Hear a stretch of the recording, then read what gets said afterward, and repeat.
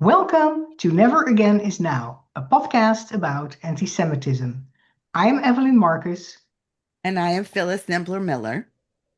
There is a rising opinion in the conservative movement in America that is more critical of Israel and that Israel or even the Jews are to blame for things going wrong in America.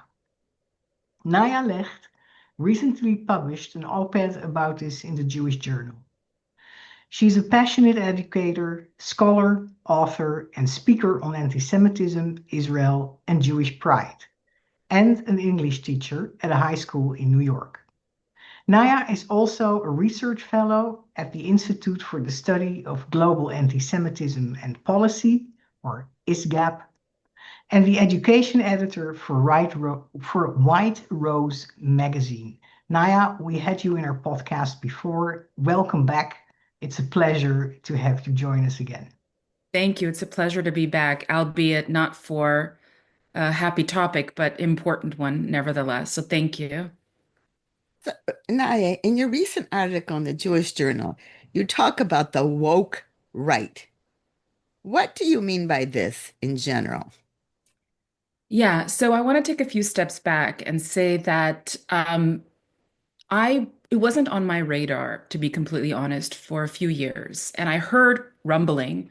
I heard people discuss it. Of course, I was not unaware of the term, but I didn't quite take it seriously. And then this summer, and we can talk about why particularly this summer I thought to give it some attention. And so I decided to write this piece in the Jewish Journal. And what was I was interested also is in tracing the origin of the term woke right. I was curious, when did it emerge and with frequency? And what I found was that it emerged during COVID. So prior to COVID, perhaps prior to the year 2020, that term didn't really exist or wasn't very commonly used. And so I asked myself, but why? What does that mean? What do we mean when we say woke right? And why, what does it have to do with COVID? Right? So you ask all these questions when you're doing some research. And what I found was that when you talk about politics and you talk about the far left or the far right, on the far left, you'll have language such as my truth, your truth. People talk about that, right? This moral relativism. But on the right, what you found was the truth, looking for the truth, right? There's this one truth, that there's a major conspiracy happening and that you need to go and do major research in order to find, as I say, the truth. So during COVID, everybody's sitting at home, myself included. Our interaction with the wider world is through the internet. And what happens is a lot of conspiracy gets generated during COVID. And a lot of people who found themselves politically right or conservative believed that the government, the Democratic Party, was weaponizing, using COVID in order to enact bad policy, let's say. But what also happened simultaneously is as they were going down these rabbit holes and searching for the truth, what they found, and this is very troubling, you see, when you go down corridors of conspiracy theory, you're 2 degrees away or 1 degree away from Protocols of the Elders of Zion, which is the or conspiracy theory of all conspiracy theories, right? And so what they found is that a lot of quote unquote bad ideas, now for conservatives, bad ideas are progressive ideas championed by Jews, right? George Soros, they would find Chuck Schumer, they would find politicians on the left that they didn't agree with. They even found out that Karl Marx himself was Jewish. Trotsky, who was part of the Bolshevik Revolution, was born Bronstein. What happened during that time in COVID is that that term woke right started to be used. Now, what does that mean, woke? Woke was a term used for progressives, and it was kind of the lingo of to be awakened to some sort of, again, truth, right? People on the political left who call themselves woke, they were awoken to the idea that, oh, this world is damaged, and it's damaged because there are these oppressors, colonizers, racists who are unsettling the world. On the right, you find the same ideas. They are also looking at the world, interestingly enough, through that binary of oppressor and oppressed. They just label the oppressor differently. So if on the left, in the woke left, the oppressor is white colonizer, and of course, incorrectly Israel, on the right, that oppressor is the Jew, the eternal Jew. And that's when you found, and that's really when I started researching for that particular piece, the genesis of that term and when it was used for the right, the woke right. You also found a lot of individuals who started to kind of parrot very troubling conspiracy theories about Jews, right? Very, very similar to protocols of the Elders of Zion. So and I answered, it's a long answer, but basically, it's very important for us to understand that that term comes from a time where there was economic and social instability, and anti-Semitism thrives in those conditions. And so, of course, it became part of, and I'm really worried. I think that it's not no longer on the fringe, but moving to the center of the conservative movement.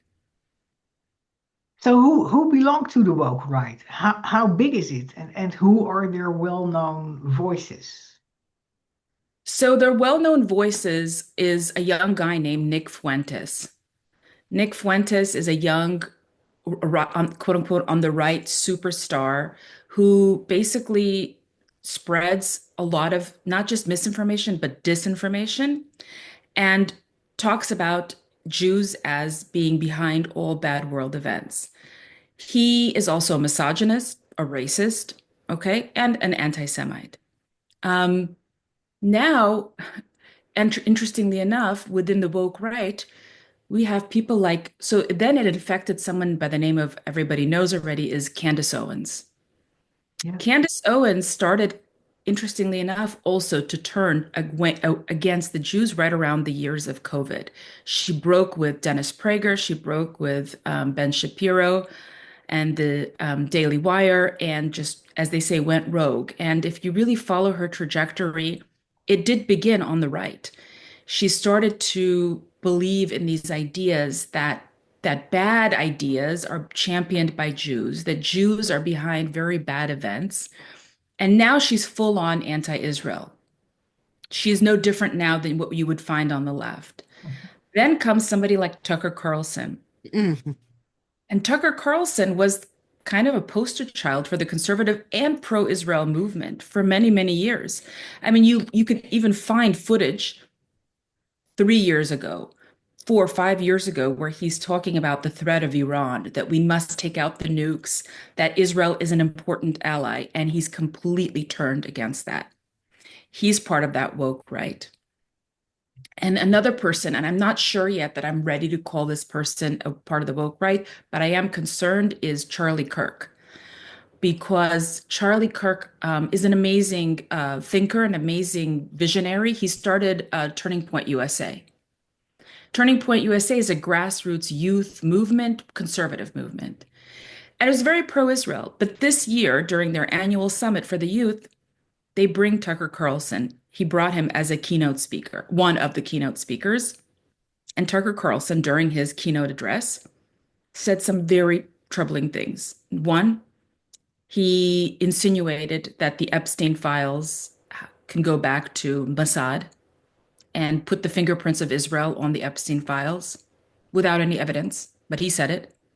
And second, he said, and from what I understand, many people did leave during the time that he said he believes that any American who served in another military should be revoked of their citizenship. And out of all militaries in the world, he said the IDF. He could have said, I don't know, Venezuelan military or Polish military, but no, he said, you know, Americans, we should be very mindful about the fact that we should not have within us people who served in militaries outside of US, namely, and he lists one and only one, and that was the Israeli Defense Force, the IDF.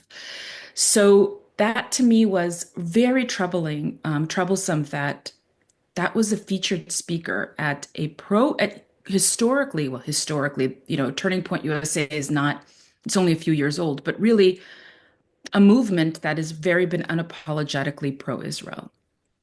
Right. So yes, so we see this anti-Israel and sometimes anti-Jewish voice growing Mhm. at the right side of the conservative, the right flank of the conservative Yeah. movement. Where do these voices mostly manifest themselves? On social media, very much so. On Twitter or X, they are amplified, they are retweeted, shared widely. I mean, just last week, or perhaps even earlier this week, there was a really disturbing video that was had maybe 20 million likes. That's just likes. I'm not even talking about reshares of a youth who were sitting around a table discussing the Second World War, denying the Holocaust. Some of them were denying it, and some were even saying, maybe the Jews did something to deserve this. And these were all youth on the political right. Mm, yeah. Wow. So, and I want to say something else. You said anti-Jewish and anti-Israel. I don't really differentiate between the two, but for this conversation, it is kind of interesting and important. Anti-Zionism, which is basically the invention of the Soviets, finds itself in left-wing spaces mostly. Anti-Jewish classical Nazi style anti-Semitism finds itself mostly in the right, on the right. Mhm. What we're seeing now, I guess this is the classical horseshoe theory, is that the anti-Zionism on the left has migrated or is migrating into the conservative movement, where they are the recent conflict between Iran, US, and Israel. Conservative voices such as Tucker Carlson are accusing Jews vis-a-vis Israel of basically bringing America into war, Mhm. of leading America and controlling America. And Mhm. that is very dangerous territory because that is another conspiracy against Jews. The Jews are, have this secret cabal and that they're really behind all these terrible world events. And so the fact that he's entertaining these ideas is very alarming. And as I see it now, I think anti-Zionism is going to have a second wave almost on the right. Wow. That's did you expect it ever to happen? No, I No. have to tell you I didn't. And I want to explain why, actually. I've been studying the phenomenon of contemporary anti-Semitism for many, many years, predominantly on the left. And the reason that I was studying on the left is I was born in the former Soviet Union. I studied the Soviet Union and Jewish life within the Soviet Union. And because of that, the form of anti-Semitism that it took was anti-Zionism.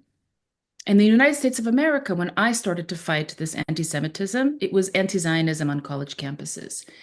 And for many, many years, I was wondering, well, what is it that allows this anti-Zionism to flourish in academia? Why? Why in academia? What is it about academia?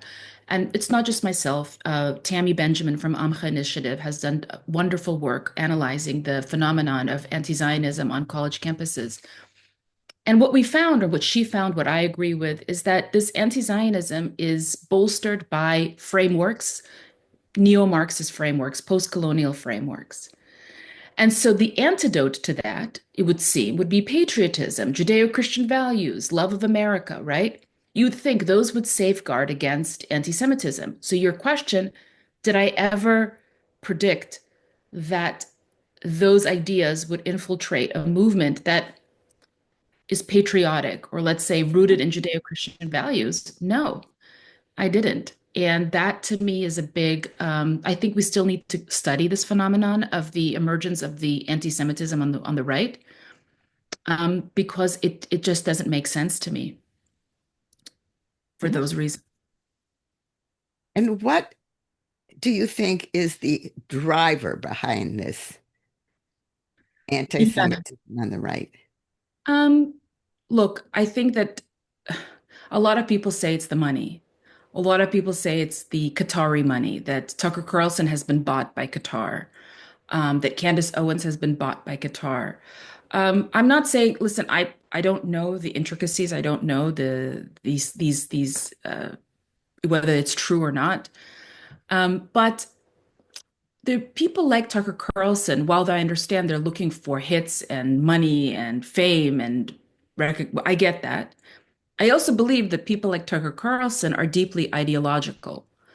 I believe him actually when he says that he loves America and wants to put America first. I really do believe him. And so I do also know that he understands that Iran, Qatar are regimes that don't want to put America first.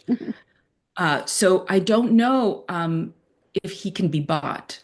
I'm not sure about that. I know that there people do suggest that maybe the reason that all of this is happening within the right is bad money, and they say follow the money.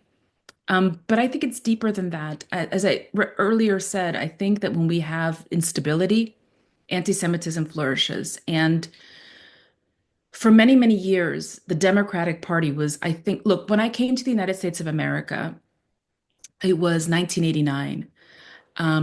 George Bush, the senior, was president. And then was the era of Bill Clinton. And whatever you want to say, Bill Clinton was still a classical Democratic president. Right? But something happened after in the early 2000s to the Democratic Party. And people like myself and others were kind of trying to ring the alarm about, hey, there are some bad faith actors infiltrating this really good party. It's not a bad party. And they were on the fringe, and now they're in the center. Now the AOCs, the Rashida Tlaibs, the Chuck Schumers, they are now full on, core to that party. And so what I'm thinking is happening with the conservative movement is if we're at the inflection point where we're moving from fringe to core center. And if we don't speak up about this, I worry that I don't think the Conservative Party may be salvageable. And for that reason, I worry about that. And I think it has to do with times of instability. I think that COVID and BLM, societal riots, unrest, bad economy, these are all great ingredients for anti-Semitism to flourish. They just are. Isn't it also true everywhere in the world that if you have a nationalistic um, um, um, um, movement or that starts to be en vogue to be nationalistic, which with the MAGA movement became en vogue for many people. That Make you America great. make America great again, America first. This celebration of American pride. And and closing the borders and all that. That you in the fringe of that also trigger some feelings of anybody considered the other Mhm. is to be used as a scapegoat or is to be excluded. Could that also be the case? Yes, I do think that we need to make a distinction between nationalism and patriotism. I think patriotism is good. As I said earlier, I think it's a good dose of patriotism is good. I understand historically that nationalistic movements tend to awaken these a form of bigotry. Because nationalism is all about us and them, Mm-hmm. making that line. Mm-hmm. Here are we, and here is they, and they Yeah. stronger borders. But you know, it makes sense. Yeah, I always believe in that kind of the dialectic of history. So, for instance, the Obama years were much more about open borders and, America. There was this kind of idea that America leading from behind, Mm-hmm. this idea that America is going to lead from behind. So we've had 8 years of that. And I think what we're seeing with Trump, both in his first term and second, is a reaction to that. Mm-hmm. Right? It's reactive Mm-hmm. to what they thought was perhaps failed 8 years of leading from behind and basically creating vacuums all over the world for bad faith actors to come in and just take over. So I don't want to say that I'm making an excuse for nationalism, but I do think there's a distinction between patriotism and nationalism. But you make a very fair point, Evelyn, in that when you do stoke up these national sentiments, you do awaken that type of us and them um, feeling. You awaken, you rouse those feelings, and they definitely provide fertile ground for anti-Semitism to flourish, those kinds of feelings, because Jews were historically always the other. Right. Yeah. Yeah, and since it's feelings, there are people who may get those feelings, but then have their rational correction of those feelings they feel, and there are people who feel it and they don't have those rational corrections of them, Right. and just act upon them. Right. Phyllis, well, what do you think? What I'd like to talk about is what can we do here in America to push back against the fact that Tucker Carlson, et cetera, are so well known, so watched, so listened to. Yeah. Well, I think we need to, as I said before, I think we need to continue studying this phenomenon. And I realized I forgot to say a few important things that I referenced in my piece from the Jewish Journal that I think are relevant to our discussion in terms of then what to do. Mhm. And that is one other thing that occurred in at the Turning Point Summit for Youth was that Charlie Kirk decided to have a debate. He finished, so it was a 3 day or 2 day summit, and the final event of the culmination of that was a debate, and it was the Israel debate, and he invited the comedian Dave Smith to debate Josh Hammer. And depending on who you ask, one destroyed the other, but okay, that's not even. But what's important is, when you ask me, Evelyn, did I ever predict this on the conservative movement? What I also didn't predict is that they too would be obsessed with Israel, that they too would put Israel on trial. Because even though maybe Charlie Kirk's intention was to say, okay, here is a safe space for us to debate these ideas and kind of guide towards a pro-Israel, let's say, outcome, how I always ask myself, his constituents, his followers, these youth, how are they experiencing the fact that Israel is once again on trial? And I cannot not help see the echoes of history of like the Dreyfus affair, that the Jew is constantly brought back on trial, on trial, on trial. Why? Because what was the question put forth in that debate? The question put forth in that debate was, does Israel have too much power on American foreign policy? Mm. Right. And on the surface, you'd be like, oh, it's a policy question. Mhm. But out of all countries in the world, you've put Israel again on trial. And to me, that is even more, think troubling than the Tucker Carlson classic anti-Semitism, Jews are controlling us. The fact that Israel is now occupying so much space within the conservative movement troubles me. But I also think that the conservative movement is going through a sort of evolution. They are trying to figure out who they are. Are they isolationists? Are they interventionists? Right? This recent conflict between Iran and America and Israel kind of brought forth a conversation amongst the conservatives. There was an internal fight, right, with Tucker Carlson saying things like, this America should not be brought into another East conflict. Mhm.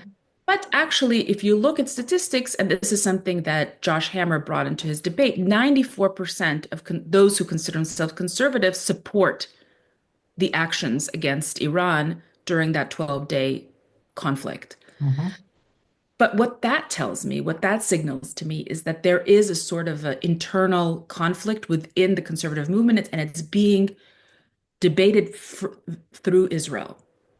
So Israel's, Jewish people were I always kind see. of the mirror to civilization. We're always that we force the world to kind of contend with themselves. And so the conservative movement is contending with itself through Israel. Okay, so that's an interesting intellectual argument.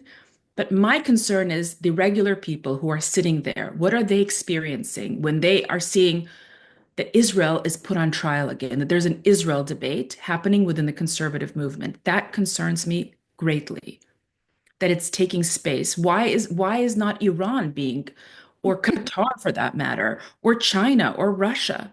Right. Why did he do that? That really unsettled me greatly. Mhm. But to your question, Phyllis, what to do?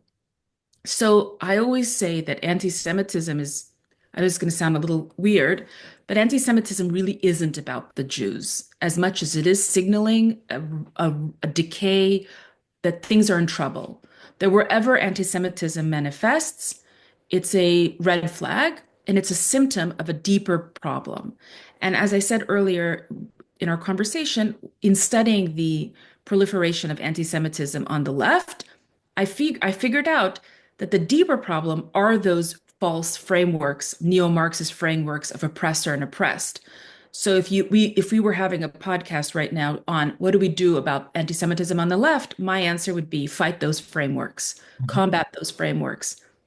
So now we have to figure out what are the frameworks that prop up this type of anti-Semitism on the right. And it could be nationalism, and it could be isolationism, and it could be put America first type. But and I think it's well worth the exercise to remind these youth who are out there searching for the truth that not all bad ideas are started by Jews. The Jews also are have shaped the conservative movement.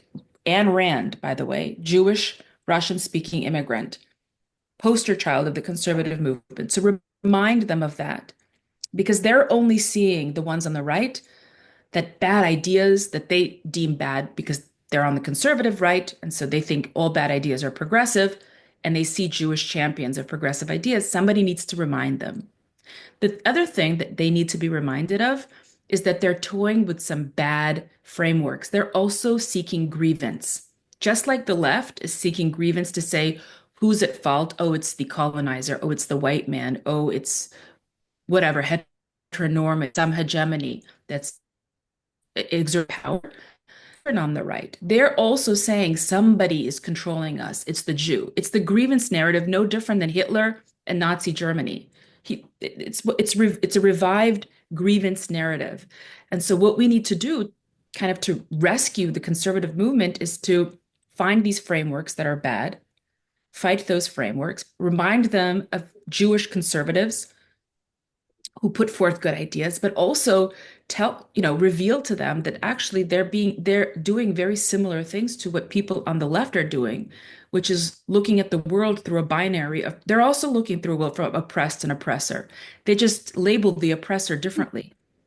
So let me check if I understand you well. You say an antidote to this woke right anti-Semitism is to remind young people at the right that there are Jewish people who were important for the conservative movement, such as Ayn Rand, and who else would you Stephen mention? Miller, Milton Friedman, Leon Kass, who else? Paul Gottfried, Nathan Glazer. I mean, there's tons. Okay, that's one thing, and the other thing is you're saying, um, remind me again.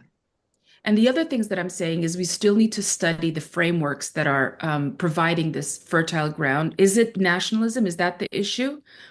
And finally, we need to educate these youth that they are basically engaging in the very same problematic framework of grievance narratives. They're also seeing themselves. It's un-American. America is about meritocracy, individual celebration, picking yourself up by the bootstraps. I can do it. And what these youth are basically toying with is a narrative, an idea that's saying, my life is bad because of the Jew. Okay. America's bad because of the Jew. Yeah. It's not Yeah. American. And that's not conservative, Yeah. actually. And so, as Jews have been important for the conservative movement, in the conservative movement, there also Jews have been important in America in bringing it forward. That's maybe also something um, to remind them of that Jews haven't always been the other; they also have been us. and Yes, helped us to grow abs better and stronger. Would absolutely. would that help? It would help, absolutely. I think that, what you're talking about is education, Hmm. educating the youth in a better way about the Jews and their place within American life. Hmm. And there is, by the way, a movement that is trying to revive the idea that the founding fathers of the United States of America were deeply, deeply informed by Jewish texts, by Jewish civilization, by Hmm. Jewish thought. Yeah. Um, and so George Washington wrote a very famous letter to the Jewish people in, I think, Newton, Massachusetts, in which he basically spoke of his deep admiration for Jewish civilization. Thomas Jefferson also wrote deeply with his admiration about Jewish civilization. And I think that we need to go back and educate these youth about the fact that this country, right, with the place of the Jew in the United States of America, as you say. Yeah. And now that you say this, that America has um, an intensive tie with uh, Jewish and Christian values Hmm. that are about individual responsibility, meritocracy. Yes. So a lot of the ideas of America are based on Jewish and Christian values. Yes. And that's a positive thing in the thinking of many conservatives, right? Yes. Yeah. Right. It is. So maybe remind them of that. Yes. Remind them of that. Absolutely. And there is a growing movement within both Jewish and Christian spaces of trying to remind of the Judeo-Christian bedrock that formed early American Genesis. Yeah. Yeah. So, Great. Phyllis. Evelyn, if you don't need to ask another question, I really need to get off at this point. Okay. So, is that okay? That's okay. Um, Naya, is there something you would like to add to what we have discussed here about the woke right? No, I don't. I just want to say that it's very important that we pay attention and study this phenomenon because I'm really telling you I for years I wasn't paying attention and I think that it's very problematic. Yeah. Um, like I said, if before anti-Zionism was something that was much more dominant on the left, I think it's on the right now as well. Okay. And do you have ideas about not only what to tell the woke right and what to remind them of, but also how to tell them that? I mean, I mean, what platforms should we use? well, I as I think everything is happening on social media. Mhm. You have to use social media, whether that's podcasting, short form reels. I hate to say TikToks. I'm not on TikTok, but I know that it's big. But ultimately, the good news is that the people on the woke right have something that you and I both can agree on, and that is they love America. And so you have to remind them that if they love America, they need to stop entertaining grievance narratives. They need to stop conspiracy narratives. It's un-American. It's ultimately un-American to do that, that they are actually no different from Marxists. That's what we need to tell them. Okay, that's good And advice. we thank you, Thank Naya, you. for coming on and warning us about this. We thank our listeners. For those of you who want to know more about Evelyn and myself and our work, please go to Never Again Is Now podcast at YouTube, Apple Podcasts, and Spotify. And for everyone listening, please speak up against anti Semitism and all hate.